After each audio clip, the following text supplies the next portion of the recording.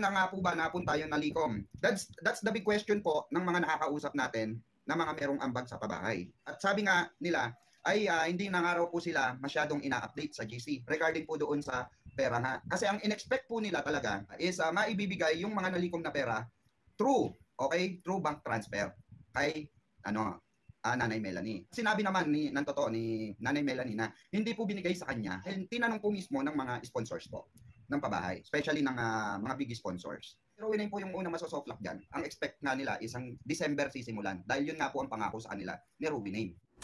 Ipagpatuloy po natin yung ating usapin. Okay, regarding dyan sa tanong ni Ate Asa, kung saan na nga po ba napunta yung nalikom? Actually po, that's the big question po ng mga nakakausap natin na mga merong ambag sa pabahay. That's the big question po. At sabi nga nila, ay hindi na nga raw po sila masyadong ina-update sa GC.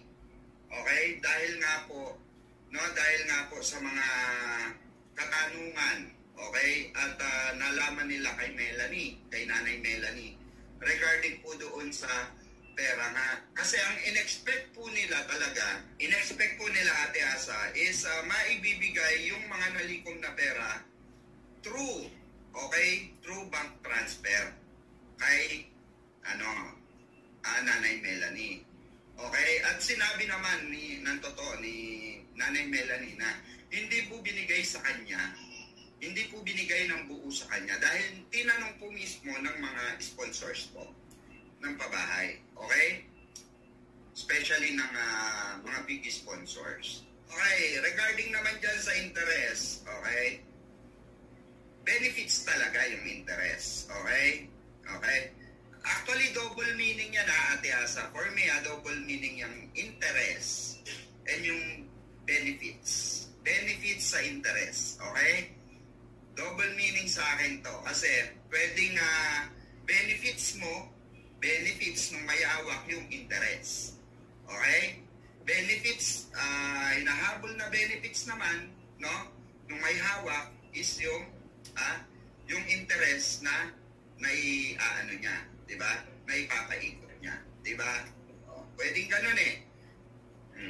Kaya, syempre, di ba, sila na lang po yan, sila na lang. Okay, sila na lang ang makakapag-ano niya. Kasi, unang-una sa problema na nila po yan, no? Problema na po nila yan.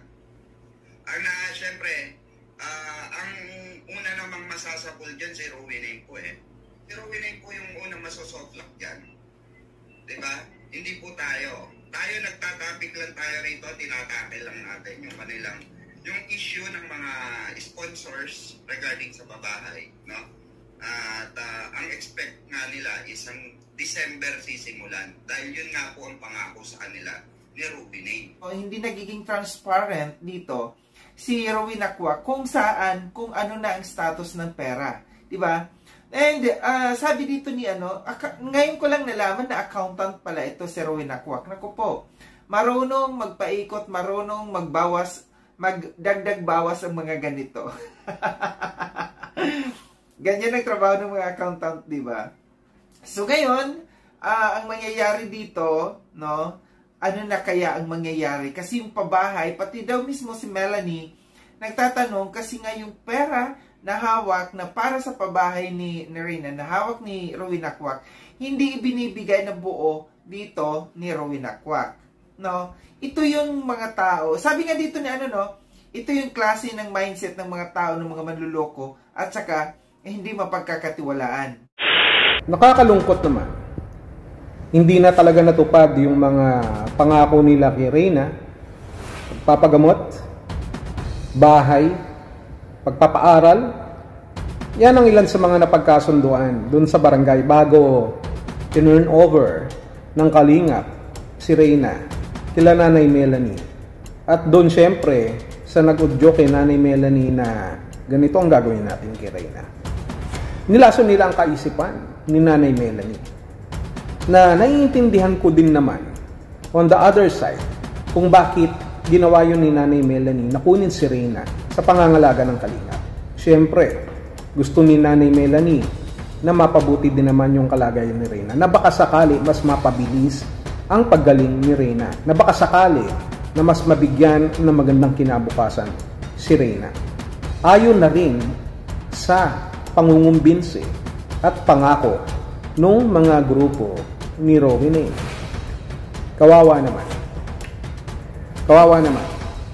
Marami talagang nalilinlang ng mga matatamis na salita at mga pangako na kahit hindi ka politiko, kahit hindi pa dumating ang halalan, na kung makaka-inkwentro ka ng mga ganitong klaseng tao na kagaya nila Rowena, na napaka malumanay magsalita, na akala mo talaga ay totoo, na talagang concern, na namumulaklak ang kanilang mga nguso at mababanaag mo na sila ay mayroong concern. Pero ang totoo, etos lang pala.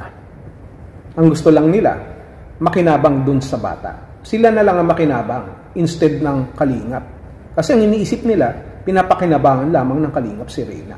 At kung sa kanila, mapupunta si Reyna, walang ibang makikinabang kung hindi si Melanie at si Reyna. Pero, hindi nangyari yan. Nagkabukingan na nga. Kaya nga itong si Beridor Picua ay panayang bira dito kay Rowena. Kasi nga, wala namang natupad na. Wala naman pala talagang nakahanda na suporta para dito kay Reyna. Maghihingi pa, mag-iipon pa ng pondo. Akala ba natin lahat yan nakahanda na, maghintay lamang. Kaya naman pala, ngayon naiintindihan ko na, kulit ko kasi. Bakit ba namimilit kami na mag-report itong si Rowena? Wala naman pala talagang i-report. No? Kasama niya pa yung lalaking babae na si Yen. Very sad. Very, very sad. Now, I understand bakit walang mai-report na matino itong si Rowena. Kasi wala naman pala talaga. At ang daming napaniwala. Akala nila, okay si Rowena. Yung pala, may sariling agenda. Itong ating pong chikas na parang nalublob sa arena. Na although siya ay maputi, pero mukhang maitim ang kanyang budhi.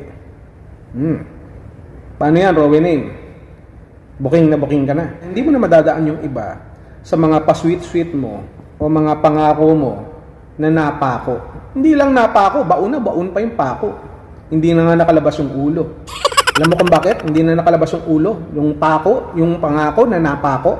Kasi ayaw nang iharap ng pako yung kanyang muka. Kaya nakalubog na lang. Hiyang-hiya na dahil sa ginawa mo. Ngayon, paano mo ipapaliwanag yan? Maraming mga sponsors ang ayaw na sa'yo. They don't like you. Dahil sa ginawa mo kay Reyna. Dahil sa maraming mga bagay na hindi mo maipaliwanag. Walang transparency. And no clarification. So, paano na? Rowena, nasaan na ngayon yung mga pangako mo? Nasaan na ang pangako mo? Noong sinusuyo ako, anong tamis, anong lambing, binibigkas ng labi mo. Mga binigkas ng labi mo, wala na. Kaya, ayun, nasaan ngayon si Reyna? Bumalik na sa kanilang probinsya. Kasama ni Nanay Melanie. Okay din naman, wala akong sinasabi na masama kay Nanay Melanie. At siya ang numero 1 dapat na mag-alaga kay Reyna. Pero, mali din naman yung ginawa nyo kay Melanie. Pinaniwala nyo yung tao. Pinaasa nyo. Wala naman pala. So, sana maging aral ito sa ating pong lahat. Na hindi porket sweet din yung kanilang mga pananalita, maniniwala na tayo. Nakikita yan sa gawa. Nagkataon lamang na nagkakamali tayo dahil gusto nating mapabuti ang kalagayan ni Reyna. Maasa tayo sa kanyang magandang kinabukasan. Pero inaabuso ng ilang karamihan. Yun lang.